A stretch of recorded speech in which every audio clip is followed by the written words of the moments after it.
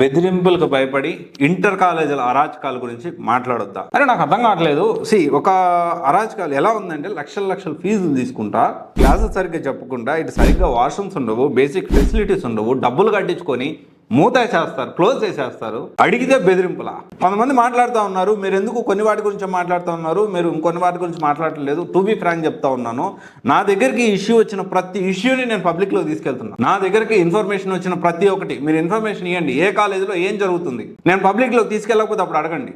నేను కూడా హ్యూమన్ బీయింగే, నాకు పరిధిలో ఉన్నాయి, నాకు తెలిసినవి ఇన్ఫర్మేషన్ అనేది జాగ్రత్త పడండి. ఈ కాలేజీలో ఇలా జరుగుతుంది, ఈ జూనియర్ కాలేజీలో ఈ విధంగా క్లోజ్ చేస్తూ ఉన్నారు, ఈ జూనియర్ కాలేజీలో పర్మిషన్ లేకుండా నడిపిస్తూ ఉన్నారు, ఇలాంటి జూనియర్ కాలేజెస్లో పిల్లల్ని కొడుతున్నారు, సరిగ్గా ఫుడ్ క్వాలిటీ లేదు, ఫుడ్ పాయిజన్ అవుతా ఉంది, ధర్నా చేస్తున్నారు. ఇంకొంతమంది కొత్త కాలేజీల పేరుతో డబ్బులు సంపాదించుకోవడానికి వస్తూ ఉన్నారు. చాలా క్లియర్గా నా ఒపీనియన్ని నేను అప్పటికప్పుడు షేర్ చేస్తా ఉన్నా. చేసే అరాచకాల్ని ఆల్రెడీ సివైసి అంటే యూపీఎస్సీకి సంబంధించి, సాఫ్ట్వేర్ ఇన్స్టిట్యూట్ సంబంధించి చాలా విషయాలను నేను బయట పెట్టాను. I'm the only influencer. ఎన్ని బెదిరింపులు యూపీఎస్సీ, ఐఏఎస్ ఇన్స్టిట్యూట్స్ గురించి, ఒక్కొక్క ఇన్స్టిట్యూట్ గురించి, అరాచకాల గురించి బయట పెడతా ఉంటే ఇమాజిన్ చేయండి ఎన్నిసార్లు నేను పోలీస్ స్టేషన్కి వెళ్ళొచ్చాను, ఎన్నిసార్లు నేను బెదిరింపులు గురయ్యాను, భయాందోళనకు కూడా గురి చేశారు. అంటే ఒక రకమైన టాక్సిక్ ఎన్విరాన్మెంట్ క్రియేట్ చేసి నన్ను బెదిరించి నేను చంపేస్తామని మాట్లాడిన రోజులు కూడా ఉన్నాయి. వాటన్నిటిని కూడా నేను ఎదుర్కొన్నా.